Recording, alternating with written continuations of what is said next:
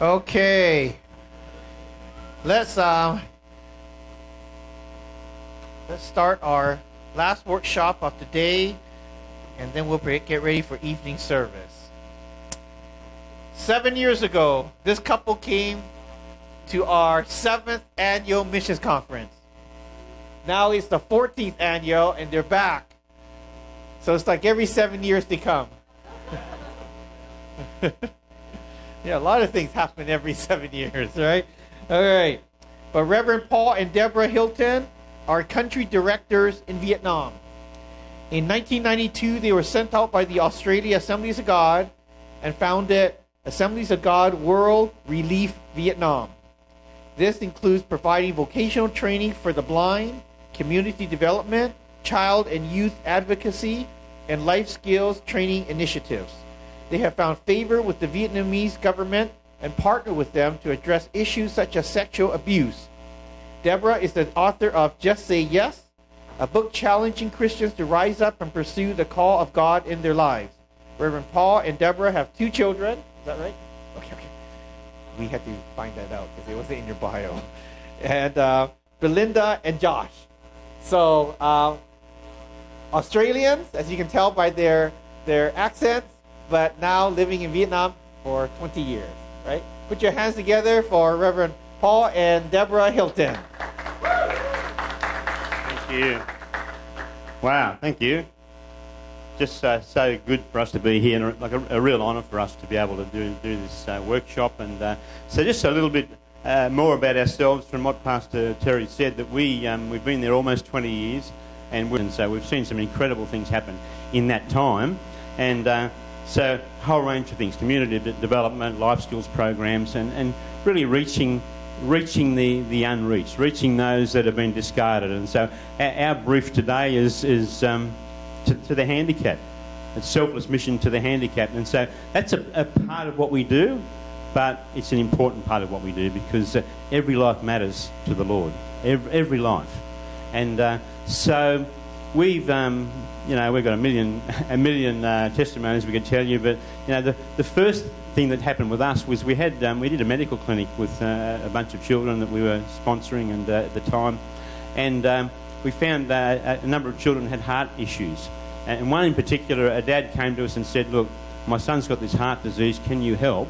And his other son had died from the same condition, so he was begging us, "Can you help?" Now, we didn't have a program for heart disease, but we rattled every tree we could find. We emailed every person we knew, and we said, look, we had to raise about $4,000. And we raised the money, and we were able to, this guy had his surgery and saved his life. And we've now done over 1,400 heart surgeries. So there's over 1,400 children that are alive today simply because churches like you guys gave, and we're able to get them to an operation. We've got a testimony. We had one child come into us, and we said, same problem, heart issue, I think a hole in the heart, and had been for some treatment, came back, had to go back for further surgery, came to us for assistance financially, and said, look, we'll see what we can do to help, but we can pray. Can we pray for you? So we prayed, and then the child was taken off to Ho Chi Minh City to have this surgery done. And we say to them, after the surgery, come back and report back so we can report back to the donors. And we didn't hear from this child. And we said to our medical coordinator, can you contact the family? Because we're thinking, well, maybe the child died. We've lost 6 children because they couldn't survive the surgery. But so he went off and rang and came back all excited and said, what's the story? He said, well, they went to Ho Chi Minh City and had another checkup before surgery, and the doctor said, there's nothing wrong with your heart. Go home. So Vietnamese do things literally.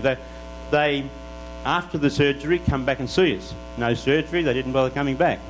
so we didn't know. So and that's just one of many testimonies that we have. But on to the topic today. We just want to show you a short video clip before we start.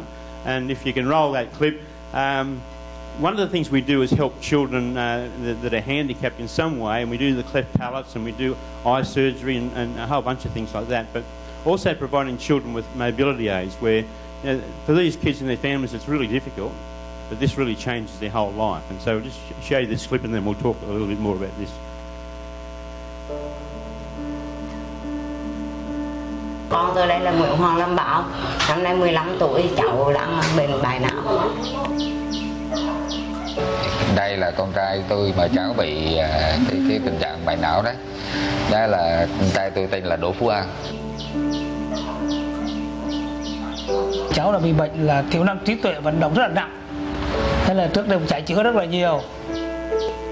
Sau lúc là trước được cái khả năng hai vợ chồng suốt ngày bỏ công chăm sóc cháu. Muốn đi tập cho cháu là phải chở cháu xuống từ đây xuống dưới trung tâm. Trước khi mà chưa có chiếc xe thì mình hơi vất vả. Cái thời gian nó bị hạn chế rất là nhiều. Khi chưa có chiếc xe này á, là cháu không đứng được như thế này. Sau khi có được cái xe này thì ở nhà mình tự tập.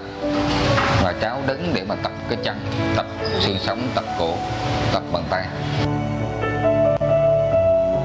Tạo điều kiện của mình là nhiều hơn con mình đứng được. Và coi như là nó rất là cuộc sống của gia đình mình là một thoải mái hơn một xí. Từ ngày có cái xe này thì nó rất là thuận lợi trong việc đưa cháu đi dạo chơi. Rồi nó được lần dạo chơi nhiều hơn. Cái chân nó dần dần nó cứng lên. Bây giờ chỉ chân trái nó thì có thể nói là khả năng cứng hoàn toàn tốt. Có thời gian để mình đi làm rất nhiều và rất sướng như vậy. Mỗi lần ăn cơm ăn nước thì gần gũi cháu nhiều hơn, được gần hơn trước lúc có xe này. Tôi mong muốn là con một ngày nào đó hắn nhận biết đối bố mẹ là cái điều đó hạnh phúc nhất của vợ chồng và gia đình. Mong muốn cho cháu được đi lại như những đứa trẻ khác. Có những thiết bị như thế cũng giúp đỡ cho tôi một phần nào, nhưng mà tương lai mình thích là cháu sẽ được đi lại như những người khác. Chỉ thích là như thế. Bây giờ cái mong muốn lớn nhất của gia đình là cháu nó được hoạt động bình thường như những đứa trẻ bình thường, có thể tự lo đứng đi, tự lo sinh hoạt hay là những cái sinh hoạt cá nhân của nó được. Đó là một điều đáng quý. Gia đình cũng xin bày tỏ tấm lòng cảm ơn tới cái tổ chức OAG đã tài trợ cho gia đình tôi cái thiết bị để tập cho cháu. Xin từ cảm thức là tổ chức OAG quan tâm là giúp đỡ gia đình tôi, tạo điều kiện cho cái cuộc sống với cháu, với gia đình cũng đỡ hơn. Cảm ơn rất là nhiều, chứ không thể là tả được cái tấm lòng của mình đối với là các quý đã giúp đỡ cho gia đình của tôi có như thế này.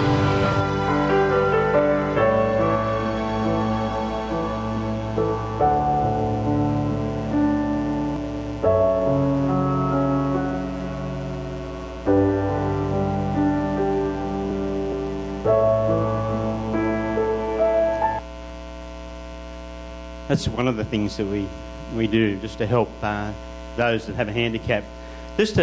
We do have a handout. This is a workshop, and so everyone's got that. Oh, fantastic! All right, we'll just move straight on then. Maybe Pastor Terry doesn't.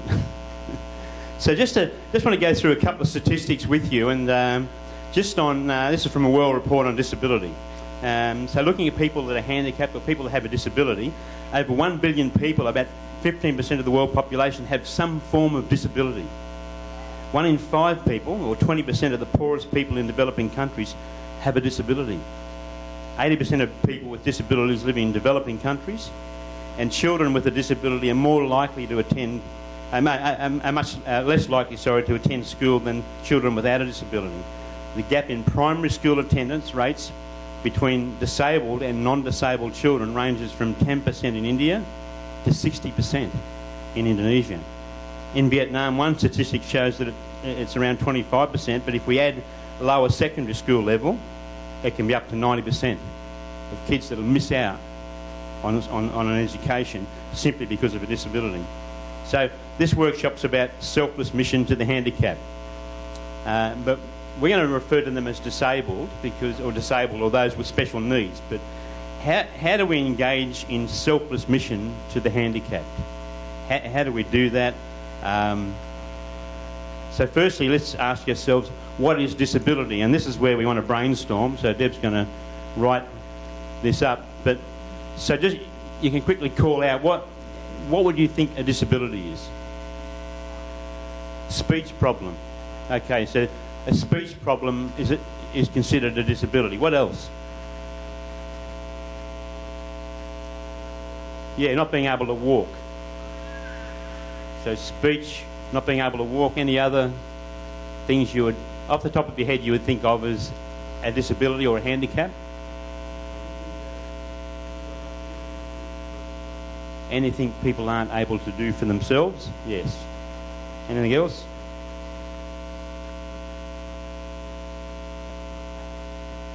Developmental delays. Yep. Anything else? Lack of resource.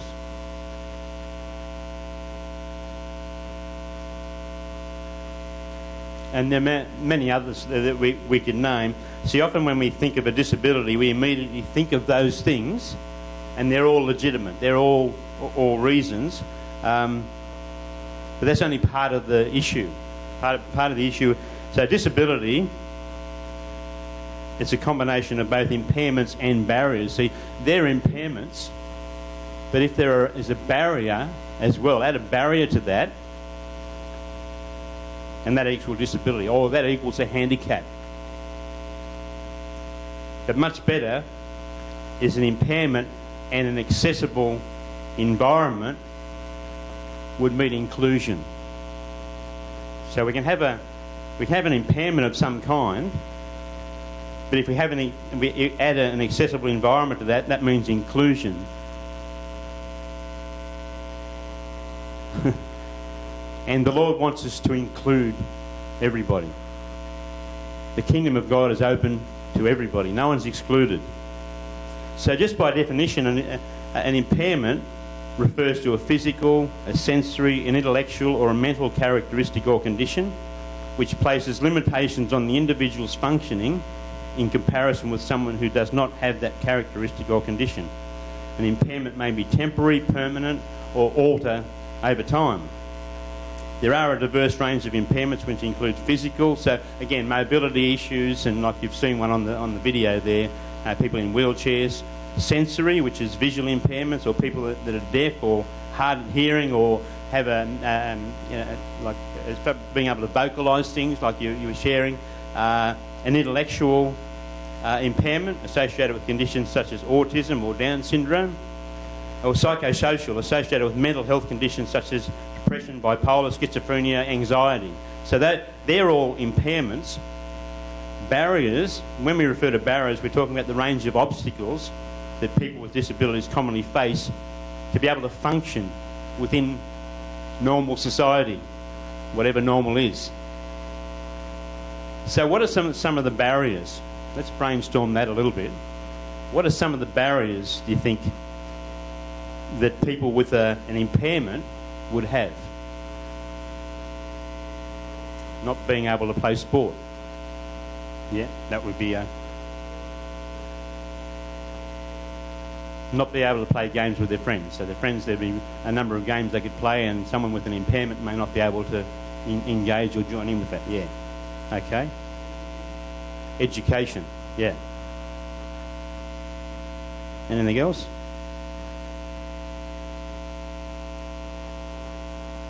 Vocation? Could be. There may be certain vocations that's a barrier to some people. So just some of the types of barriers, and they can include attitudes. There are stigmas, beliefs that people with disabilities can't learn or can't contribute. You know, it's like people that are poor. You know, we work with the poor all the time. Some people can think people that are poor aren't smart. We know some very smart people. They just need a break. And it's the same with people that have some sort of an impairment or a disability or a handicap. We can have an incorrect attitude. So attitudinal barriers are often the most difficult barrier people actually deal with. There's physical, for example, inaccessible venues, lack of accessible transport. Now, in a developed country, like the US or like here in Hawaii, there are limited barriers, but in a developing country there are many barriers to somebody that in a physical realm.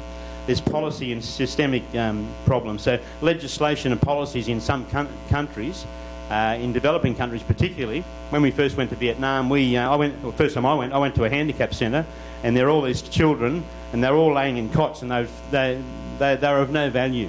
Society had no value on them. They couldn't contribute to society, so they put them in a centre way out of the city, and then they're feeding them with one spoon, some rice, And they went, 10 of these little babies. So if one child's sick, they're all sick. And our team went in there, and after being with them for a week, these kids started to respond just by playing with them. And the workers in the centre were amazed. When they were shown a bit of love and some care, they actually responded. And so there can be policy issues. That's changing a lot. Communication, for example, information not provided in accessible formats, like sign language services. If they're not available, that's a barrier. So we've got to overcome some of those barriers. So a combination of a relatively small impairment and a barrier is a disability. Now, we can do something about removing the barriers, and that's what we're really called to do. Because a disability is socially constructed, it presents us with an opportunity. If we've constructed the barrier, we can remove the barrier. And that's what God's really calling us to do. So remember, an impairment plus a barrier equals a disability. An impairment plus an accessible environment equals inclusion. We're called to inclusion. So as Christians, Jesus has called us to reach out, embrace and include people that are handicapped or have special needs. We've got to reach out to them in some way. See, Jesus frequently was involved with individuals affected by disability. 25 of the 34 miracles mentioned in the 4 Gospels involve people with disabilities. So do you think Jesus cared about people with handicaps, people with disabilities? See, in John 13:15, Jesus had finished washing his disciples' feet right before the events of the cross, and he said, I've set you an example that you should do as I have done to you. We should go and do likewise. We should serve. So let's talk a little bit about inclusion. If we really have a heart for the lost and the marginalised, we're going to welcome, we're going to embrace, and we're going to include people that have some form of disability. So it's not just an issue of salvation, but of discipleship, of fellowship and full participation. So how do we answer that call? How do we actually respond to that? Because see, Jesus has given us an injunction, and in Luke 14, Jesus taught the religious leaders of the day that in the kingdom of God we should embrace and befriend those with whom we would not normally associate with. In fact, he gave us a new guest list for dinner parties. He said the poor, the crippled, the lame and the blind, bring them, call them. That's our list. So we should go to people that are marginalised, they're relegated to places of lower society. Jesus specifically calls us to do that, and we need to do that. But how do we answer that call? First point is understand the needs. Before we can minister to somebody, we've got to understand the needs. For us in Vietnam, before we could minister to people in Vietnam, we had to learn a little bit of language and learn a little bit of culture, so we can actually relate to people at their level. So it's the same with someone that's got some form of disability. Before we can minister, we've got to understand their needs. An inclusive church, a selfless missions church, is an understanding church.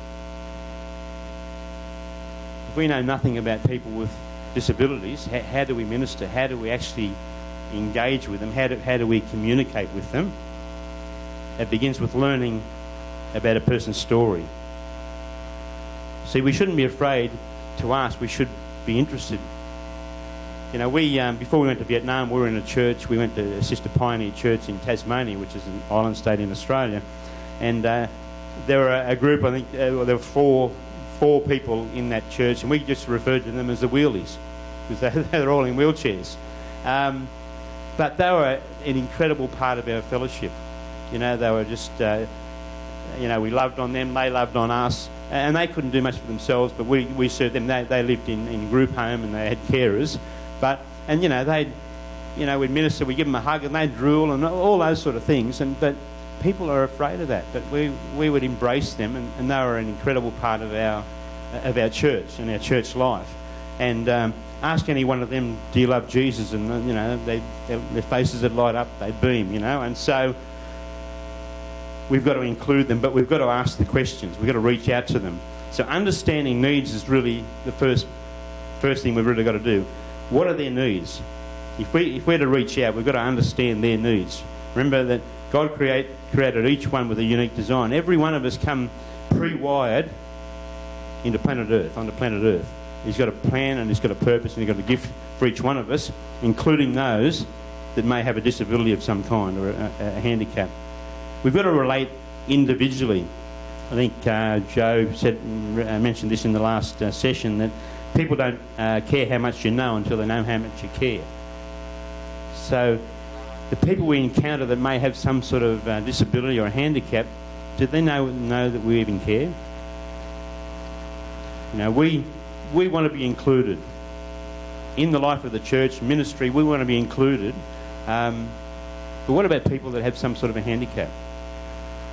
Do they feel the same? Do they want to be included? People with disability are not problems to be solved. They're relationships to be embraced. We're created for relationship. See, God's love is expressed through His body, the church. So are we being the church to those in the community that may be a little bit different to us? So it's about relationships. So, you know, what are their dreams? What are their interests? What are their favourite movies? We might see someone that's in a wheelchair and maybe they can't communicate very well, but they'll have a carer that we can communicate through. We can talk to the carer. The carer understands. We need to understand. But, you know, what's their favourite movie? You know, what's their favourite music? You know, reaching out, maybe finding out what their favourite music is and buying them the latest album. It's a way of connecting. It's a way of relating to them. We need to provide opportunities for people. God's intention is for everyone in the body of Christ to be fully included, giving and receiving from one another. 1 Corinthians chapter 12, in verses 12 to 26, Paul uses the analogy of a body being made up of different parts. And he emphasises that even though some parts have more visibility and seem more important, often it's the least, what we consider the least important parts, or less visible, make the greatest contribution. So maybe someone with a disability may not have a lot of visibility in the church, but who are we to say their role in ministry is not significant? We need to embrace people and we need to provide opportunities. We need to give encouragement. You know, one of the most powerful means of ministering to families, and we saw it on the video, see, not a mobility aid, for example, not only helps that child, it helps the whole family. Now mum can probably attend to household chores and to cook and prepare more than she could before. You know, these kids, the first wheelchair we ever gave was actually not to a child, but to a 26-year-old. And many organisations had come, many had visited, and they said, oh, yes, it's terrible, we'll help, and they never came back. So we saw this need, and we bought a wheelchair for this guy, and they took him outside for the first time. And they take him down the street, and the change in that man's life was incredible. The change for the family was incredible. You know, the whole neighbours embraced that man, because most of them didn't know him. He was in the house all the time. So a simple mobility aid changed everything for that man and also his family. But giving encouragement is a powerful thing for families, for somebody that has some sort of a disability. Teenagers or adults with a disability often question their usefulness. What value am I? They're of great value. We just need to give them an opportunity. And so I just want to brainstorm this point. Maybe you can rub that off, but what ministry role could someone with a disability play in church life? What could someone do?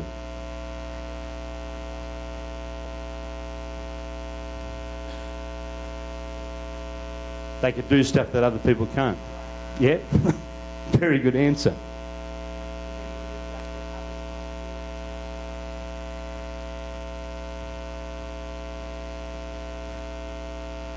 Anything else? They can be encouraging. Anything else? They can be a prayer warrior. That was one of the points I put down as well.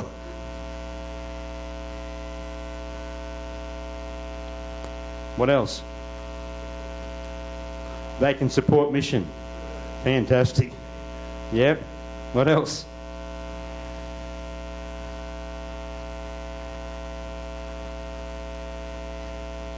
Anything else? They could be in hospitality ministry. Yeah, fantastic. Help out in the kitchen. Yeah.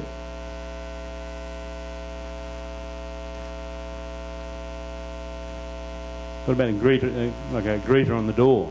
Again, hospitality, service ministry. We've been to a number of churches, and you know, someone in a wheelchair, they're all excited, but they greet us at the door. And so very exciting. Anything else?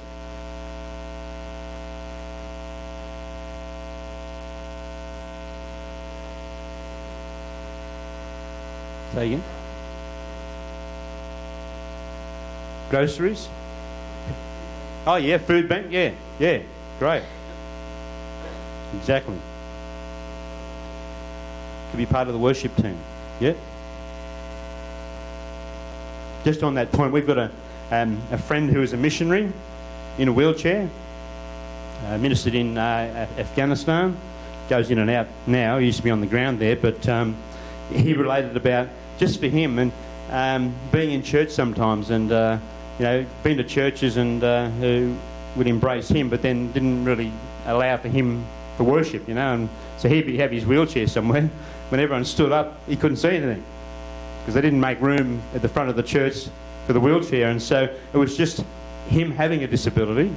He really understood some of the issues that a lot of people don't think about. But so it's really, we might have ramps to get into a church or into a sanctuary, but we may not have an open space. So we've got to think about that. You know, it was really funny. We looked at a case in Vietnam, and there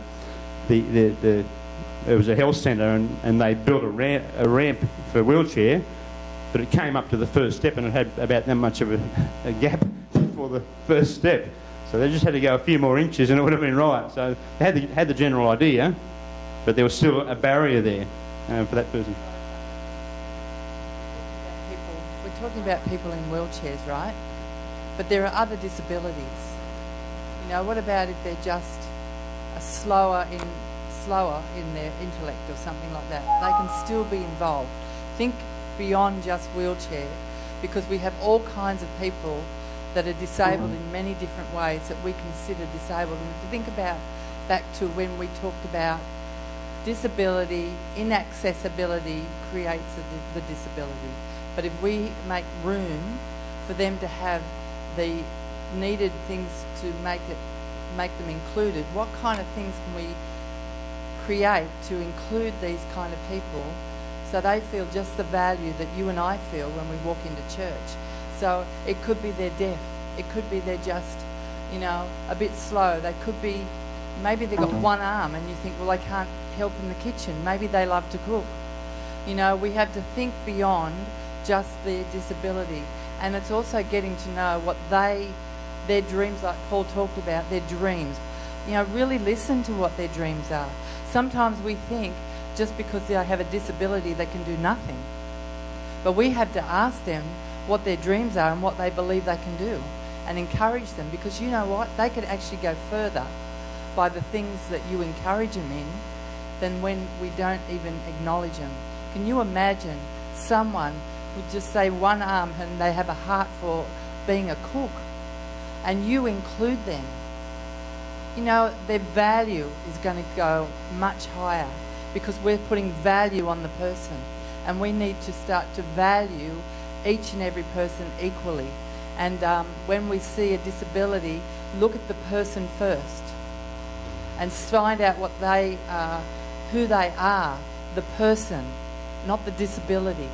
And then from that, we can move from that to where there are restrictions, and how can we help you take those barriers away so you can be an active part in our fellowship. You know, there's every reason that they can succeed, just because, you know what, all of us have disability of some sort. Some are less seen than others, but each one of us are given an opportunity, because some of our disabilities is unseen, but when some are seen, we tend to stay away. But they are just as much a valued part of us and part of society. They just need the opportunity to thrive. And we can give them that opportunity.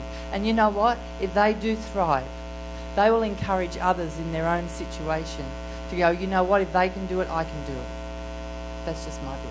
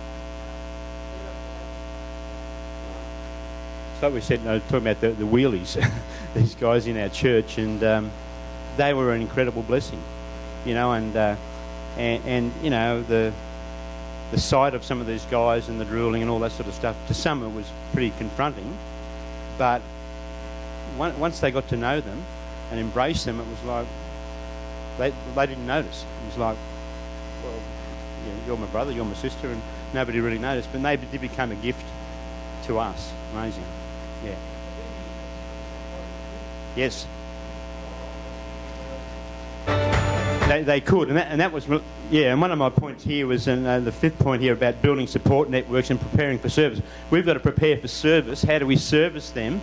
But that's really building a support network. It's us finding out what are the, you know, like what are the agencies, what are the government agencies that actually are there already, and what do we have in our churches? How do we bring these two together to build a support network and bring them together? I read a story of one guy, and this they had like a buddy system in a church, and there was someone had and I think they were a severely autistic child, and we've got 2 grandchildren that are autistic, so we sort of understand they're high functioning, but they have special needs, so we sort of understand, you know, you've got to make some adjustments and for them, and they relate differently to different things, and so we've got networks, we've got support structures. But what they did for this one, for the parents, they had a buddy system where they would look after this little fella during church. So mum and dad could actually worship. They could come into church, they have time to worship, and they had a buddy system. So every off week, the other guy would look after the little fella, go in there, but they learned how to do that through that support network. And so we've got to really think about that and process it. How can we reach out? We've got to educate ourselves. We've got to understand. Otherwise, we're fearful. And we've got to appreciate people that might have some sort of a handicap. They're not useless. There's a lot they can do for themselves. We were having coffee with a friend, or dinner with a friend of ours a few weeks ago, and she said she was out having coffee and there was someone in a wheelchair and they dropped their fork or something. They were at a cafe. And so her immediate response was, I better go and help, do the right thing and help this person pick up their spoon or their fork, whatever it was. And then she got to check in the spirit. No, hang on. They might be able to do this themselves. And they did. They struggle a bit, reach down, because they need their independence. And so it's even thinking about things like that, we've got to be really, really careful. So because of time, we can't go through this next part, but there's an article there. It was a question and answer with Joni Erickson Tata on how to minister to the disabled. So in your own time, read that. But really important, really helpful. But Jesus is our greatest example on how to minister to the disabled in our world. He's our perfect model. He did that regularly, and so we've got to follow suit. So we've got to check our attitudes and our actions regarding the disabled or the handicapped, and our selfless mission to the handicapped. We can make a difference. We can include them, but we've got to make a way. We've got to educate ourselves, we've got to learn, and we've got to step out, be brave, and step out. You see someone in a wheelchair or someone that's profoundly disabled, reach out. Might be a hand on their shoulder, a connection. But God bless you. Hopefully that's helpful. So thank you, Terry. Praise God. Thank you. You know, if you enjoyed that, tomorrow morning at 9 o'clock, they're going to do a special session for you, okay? And you can ask more questions. I mean, it's going to be in the fellowship room, and all the adult classes and all that, we're consolidating into this, okay? So just to let you know, from 9 to 10:15. So you actually have an hour and 15 minutes, so you got a lot of time, right? So catch up on whatever, okay? Anyways, we're going to take a break now. At 7 o'clock, we're going to start sharp with our evening service, okay? So feel free to take a break and check out resources and all that stuff, okay?